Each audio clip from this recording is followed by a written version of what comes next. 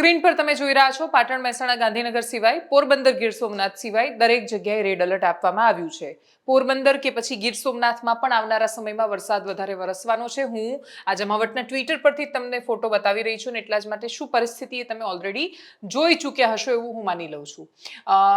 અત્યારે સૌથી વધારે પ્રભાવિત કયો વિસ્તાર છે તો એ વડોદરામાં, આણંદમાં, અમદાવાદમાં સૌથી વધારે વરસાદ વરસી રહ્યો છે. દાહોદ, મહીસાગર, પંચમહાલમાં પણ સારો એવો વરસાદ છે. હવે આ વરસાદની બીજી એક સ્થિતિ એ પણ આવીને ઊભી છે કે બોરસદ તાલુકાઓમાં 252માંથી ઓલમોસ્ટ 239-40 જેવા તાલુકાઓમાં તો વરસાદ વરસી ગયો છે. આખા ગુજરાતમાંથી બોરસદમાં સૌથી વધારે વરસાદ વરસ્યો છે. હવામાન વિભાગની આગાહી તો મેં તમને રેડ એલર્ટના સ્વરૂપમાં બતાવી દીધી. જિલ્લા પ્રમાણે 5 જિલ્લા સિવાય બધે રેડ એલર્ટ છે અને પહેલીવાર આટલી ગંભીર આગાહી આ ચોમાસા દરમિયાન આપવામાં આવી છે. વિન્ડી શું કહી રહ્યું છે હાલની પરિસ્થિતિમાં? જે લો પ્રેશર બન્યા પછી ડિપ્રેશન ને પછી ડીપ ડિપ્રેશનમાં જે ફેરવાય એ હું અત્યારની પરિસ્થિતિની એક્ઝેક્ટ 7-8 વાગ્યા સુધીની વાત કરું, આજને 8-9 વાગ્યા સુધીની આજના દિવસની પરિસ્થિતિની પણ ઇવન વાત કરું તો એ ડીપ ડિપ્રેશન અહીંયા છે, પૂર્વ ઉત્તર ગુજરાતની વચ્ચેના વિસ્તારમાં, અમદાવાદથી ખૂબ નજીક. અને એટલે તમે આ નકશો જુઓ, આ બનેલી સિસ્ટમ અને પરિસ્થિતિ જુઓ અને એના પરથી અંદાજ લગાવો કે આવનારો સમય શું કામ એલર્ટ રહેવાની સૂચના આપી દેવામાં આવી છે. ગુજરાત રાજ્યમાં દરેક પ્રાથમિક શાળાઓમાં રજા જાહેર કરી દેવામાં આવી છે. નીચાણવાળા વિસ્તારોમાં બધે એલર્ટ આપી દેવામાં આવ્યું છે. વડોદરામાં વિશ્વામિત્રી નદી, હું જ્યારે આ વાત કરી રહી છું ત્યારે ઓલરેડી ભયજનક સપાટીની ઉપર છે અને ગમે ત્યારે એ પાણી બહાર નીકળીને શહેરમાં ઘૂસવાની શરૂઆત થઈ જશે. જે ઇનફેમસ વિસ્તારો છે વિશ્વામિત્રીની નજીકના વડોદરામાં, ત્યાં ઓલરેડી અત્યારથી જ રેસ્ક્યુની અને બાકીની બધી કામગીરી શરૂ કરી દીધી છે. વડોદરા મ્યુનિસિપલ કમિશનરનું શું કહેવું છે, સુરતમાં શું સૂચના આપવામાં આવી છે, અમદાવાદમાં શું કામ છે, તસવીરો કેવી આવી છે, પુલ તૂટવા માંડ્યા છે, કોઝવે ધરાશાયી થયા છે. છોટાઉદેપુરમાં 2 દિવસ પહેલા, 1 વર્ષ પહેલા 2.5 કરોડના ખર્ચે બનેલો કોઝવે તૂટ્યો, એના પછી આજે બીજો એક હાઈવે છે એ વચ્ચે આખો નમી ગયો છે. એ બધા દ્રશ્યો બતાવતા પહેલા તમને આજની રાત્રે કયા જિલ્લાઓએ સૌથી વધારે ધ્યાન રાખવાનું છે એની માહિતી આપવી છે. એટલે આ રાજસ્થાન બોર્ડર, અહીંયાથી મધ્યપ્રદેશ નીચે શરૂ થાય, બંનેની સરહદ પર આવેલા વિસ્તારોમાં ખૂબ ભારે વરસાદ છે. એટલે આ દાહોદ, ગોધરા, લુણાવાડા, અમદાવાદની વચ્ચેનો જે આખો વિસ્તાર, ત્યાં વધારે વરસાદની આગાહી છે. છોટાઉદેપુરથી નીચે બોડેલી, રાજપીપળા, ભરૂચ અને વડોદરામાં મોડી રાત સુધી વરસાદ રહેવાનો છે. એટલે આ જે એલર્ટ છે એ બહુ જ મહત્વનું છે ને એનું સૌથી મોટું કારણ કે જે સિસ્ટમ છે, લો પ્રેશર એક જગ્યાએ જ્યારે સર્જાય ત્યારે એક જગ્યાએ પ્રેશર બને ને એની આજુબાજુ બધા પવનો ખેંચાઈને આવે, તો એ તમને અહીંયા પણ જોવા મળી રહ્યું છે. અત્યારે ઉત્તર ગુજરાતની આજુબાજુ એ ડીપ ડિપ્રેશન ફેરવાયેલું છે જે આવનારા સમયમાં ખૂબ વધારે વરસાદ લઈને આવશે. એટલે સ્પેસિફિક બાકીના કયા જિલ્લાઓમાં વરસાદ છે તો મહેસાણા, સાબરકાંઠાની વચ્ચે, હિંમતનગરની આજુબાજુ વધારે વરસાદ વરસવાનો છે. વિરમગામમાં, આ બાજુ ઉપર રાધનપુરમાં વરસાદ છે. સૌરાષ્ટ્રમાં, અહીંયા જામનગરમાં, ઇવન કચ્છ પહેલા અહીંયા મોરબીમાં, સુરેન્દ્રનગરમાં, ત્યાં બધે જ વરસાદની આગાહી છે. પણ આવનારા સમયમાં કચ્છમાં ખૂબ વધારે વરસાદ વરસી રહ્યો છે. એટલે કચ્છના ખાવડામાં પણ છે ને ઉપર પાકિસ્તાનમાં પણ વરસાદ વરસી રહ્યો છે. તો ખૂબ ભારે વરસાદની આગાહી છે. અને આવતીકાલે શું પરિસ્થિતિ રહેશે તો આવતીકાલે 11 વાગ્યા સુધીમાં એ વરસાદ ક્યાંય જતો નથી રહેવાનો. જે લોકો સાવ નિશ્ચિંત બેઠા છે એવા પ્રદેશોમાં, એટલે કે દ્વારિકા, જામનગરથી લઈને આખા સૌરાષ્ટ્રમાં વધારે વરસાદ વરસવાનો છે.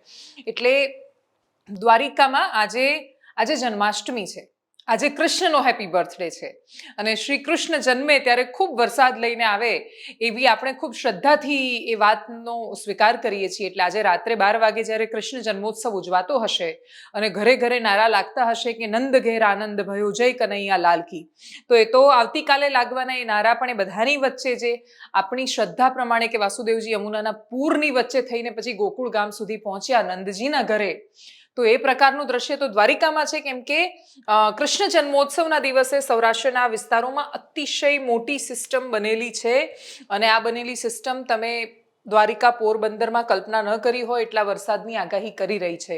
અને એટલે જ મેં લગભગ અઠવાડિયા પહેલા હવામાન વિભાગની અઠવાડિયા પહેલાની આગાહી જોઈ હતી તો આ પરિસ્થિતિ નહોતા દર્શાવતા, પણ હવે દર્શાવી રહ્યા છે. અને આવતીકાલે રાત્રે શું પરિસ્થિતિ હશે એ પણ ત્યાં સૌરાષ્ટ્રના આજુબાજુના વિસ્તારોમાં વરસાદ હશે. આ છે વરસાદની વાતો. પણ એ સિવાય હવે જે તસવીરો સામે આવી, આપણે ત્યાં વરસાદ આવે તો આપણે આમ ઝૂમીને નાચીને એને સેલિબ્રેટ કમનસીબે કરી જ નથી શકતા. એમાં પણ મોટા ભાગે અંતરિયાળ વિસ્તારના અને શહેરોના માણસો. અંતરિયાળ વિસ્તારમાં તો પણ વસ્તી ગીચતા વધારે નથી હોતી. અમદાવાદ જેવા કે વડોદરા જેવા શહેરમાં જ્યાં વસ્તી ગીચતા પણ છે, માણસો વસે પણ છે, પણ પ્રી મોન્સૂન કામગીરી નામે આપણે ત્યાં હંમેશા મજાક હોય છે. બાકીના દેશોમાં કે દુનિયાના કોઈ શહેરોમાં પાણી ભરાય તો આપણે એના ઉદાહરણ જોઈને એવું કહીએ છીએ કે જોયું, ન્યુયોર્કમાં પણ મીડિયા એવું નથી કે જે એવું કહેશે કે પ્રી મોન્સૂન કામગીરીનું શું થયું. પ્રી મોન્સૂન કામગીરીનો એક સરળ રસ્તો આપણે એટલું તો સમજીએ છીએ કે પ્રી મોન્સૂન પ્લાનમાં શું કરે, આટલા કરોડો રૂપિયા કેમ ખર્ચાય, તો કે રસ્તા રીસર્ફેસિંગ થાય, એનું ભૂવા નહીં પડે ને એનું ધ્યાન રાખવામાં આવે, ગટરો સાફ કરવામાં આવે, જેથી ઉપર એવું કશું ચોકઅપ ન થઈ જાય કે પાણી આવે ત્યારે એને જવાનો રસ્તો જ ન બચે. પણ આ બધું જ કાગળ પર હોવા છતાં, પૈસા ખર્ચાયા હોવા છતાં પાલન નથી થતું. અત્યારની પરિસ્થિતિ ખાસી અલગ એટલે છે કેમ કે ખાસો વરસાદ વરસી રહ્યો છે, પણ ચોમાસું આવતું હોય ત્યારે એટલું તો તૈયાર રહેવું જ પડે તમારે કે આટલા કલાકોમાં આટલો વરસાદ વરસી શકે. દુનિયામાં આપણે એકમાત્ર એવી વ્યવસ્થા કે એકમાત્ર એવું શહેર નથી કે જ્યાં કોઈ દિવસ વરસાદ ન વરસ્યો હોય ને અચાનક વરસવાનો હોય. આ ચોમાસું ચાલે છે અને આ પ્રકારના મોડેલ્સ છે જે આપણી પાસે ઓલરેડી માહિતી આપી રહ્યા છે કે વરસાદ આવવાનો છે. હવે મને ખબર છે કે વરસાદ આવવાનો છે ને છતાંય જો હું તૈયાર કે એલર્ટ ન રહું તો કોણ જવાબદાર? કમનસીબે નાગરિકો હવે એ પ્રશ્ન પૂછતા નથી કેમ કે આદતમાં આવી ગયું છે. એટલે અમદાવાદના લોકો સાથે જ્યારે અમે વાત કરી ત્યારે એમણે કહ્યું કે હા, વરસાદ પડ્યો છે, મજા આવે છે, થોડું પાણી ભરાયેલું છે, લોકોની ગાડીઓ બગડે છે. અમદાવાદમાં મણિનગર પાસે સિંધી માર્કેટ આવેલું છે, સિંધી બજારમાં પાણી ભરાયું. નાના વેપારીઓનું શું? 2 વર્ષ પહેલા ધાનેરામાં પૂર આવ્યું ત્યારે ધાનેરામાં જે લોકોના મકાન ડૂબ્યા બનાસકાંઠામાં બિપરજોય વખતે, તો એ લોકોને મદદ મળી. પણ જે નાના વેપારીઓ જેની દુકાનમાં કરોડોનો સામાન સાવ બરબાદ થઈ ગયો, લાખોનો સામાન, ઇનફેક્ટ કરોડો તો હોતા નથી એમની પાસે, પણ એ નાના વેપારીઓ જેને લાખોનું નુકસાન થાય છે, જિંદગીભર ભરપાઈ નથી કરી શકતા બિચારા. એમને કોઈ સહાય મળી નથી શકતી. કુદરતી આપદા હોય છે, બધું જ બરબાદ કરીને જતી રહે છે. જે લોકોના ઘરમાં પાણી ભરાય છે એ લોકોની ઘરવખરી ઘણું બધું હોય છે કે જે બહુ મોટું નુકસાન એમના માથે આવે છે. ગાડીઓ બગડી જાય છે, ગેરેજવાળાને બખ્ખા થઈ જાય છે, અનેક સમસ્યાઓ છે. વડોદરા, અમદાવાદ જેવા નગરોની, શહેરોની વાત કરીએ ત્યારે પ્રતિક્રિયાઓ શું આવી, અને સૌથી મોટી એક જવાબદારી એટલે આપણે છે ને, આપણે હકની વાત બહુ સરળતાથી બૂમો પાડીને કરીએ છીએ. કર્તવ્યની વાત આવે, ફરજની વાત આવે ત્યારે નથી કરી શકતા. અને એટલે જ્યાં સુધી એ કર્તવ્ય ફરજની વાત નહીં કરીએ ત્યાં સુધી કોઈ મતલબ નથી રહેવાનો. આપણને ખબર જ છે કે કોતરમાં પાણી આવ્યું છે તો જોવા ન જઈએ તો ચાલે. આપણને ખબર જ છે કે આગળ ત્યાં જઈશું ને ફસાઈ જવાની પૂરી સંભાવના છે તો ન જઈએ તો ચાલે. આપણને ખબર જ છે કે પાણી વધારે છે, ધસમસતો પ્રવાહ છે, ત્યાં બાઇક ન નાખીએ તો ચાલે જ. એટલે ઘણું બધું છે કે જે ચાલી જાય એવું છે, ઘણું બધું છે કે જે આપણી સાવધાનીથી આપણે દુર્ઘટના બચાવી શકીએ, દુર્ઘટનાથી બચી શકીએ એમ છીએ. તો આપણે એ બધું પણ પાલન કરવાની શરૂઆત કરીએ એવી અપેક્ષા રહેવાની છે.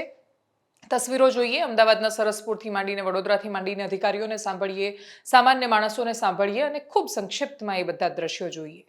આજે વહેલી સવારથી વરસાદ જે વરસી રહ્યો હતો એ કારણે આજે ફૂલ ભારે વરસાદના કારણે અહીંયા સરસપુરના અનેક ઘરોની અંદર પાણી ફરી વળ્યા છે.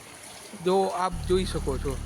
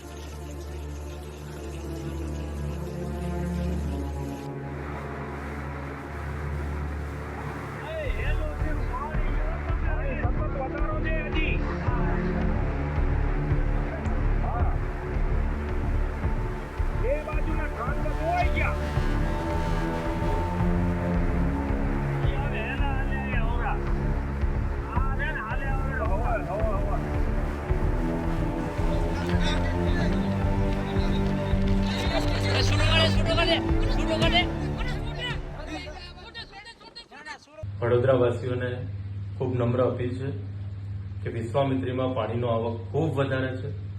અત્યારે 27 ફૂટથી પણ વધારે વિશ્વામિત્રી નદીનું સ્તર છે.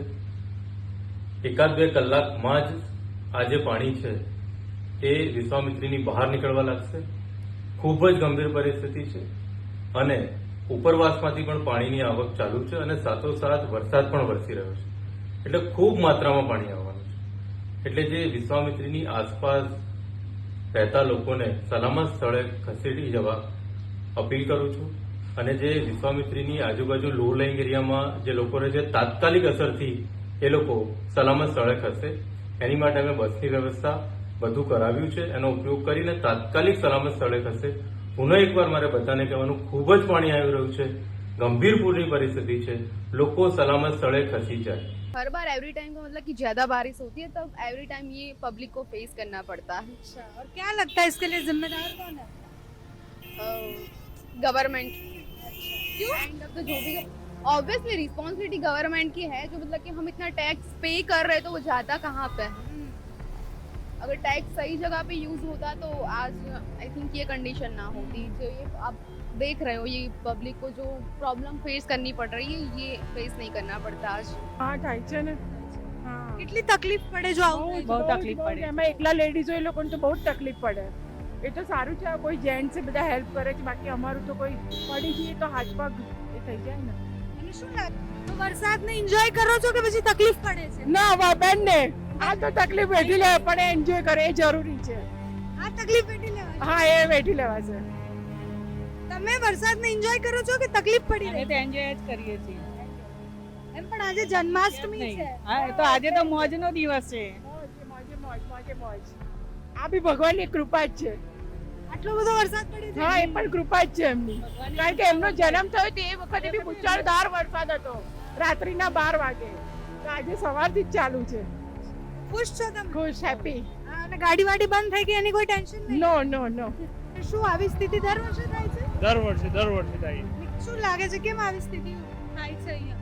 હવે એ તો બેન વરસાદ પડે હવે ગટર બટરને કોઈ પ્રોબ્લેમ હોય તો થયો જ. મારા જ રિક્ષા બંધ થઈ ગઈ ને સામે પડી ગઈ. રિક્ષા બંધ થઈ ગઈ. હા પરેશભાઈ ક્યારે ગાડી બગડી? ક્યાં બગડી? અત્યારે પડી અત્યારે બગડી. કયા વિસ્તારમાં?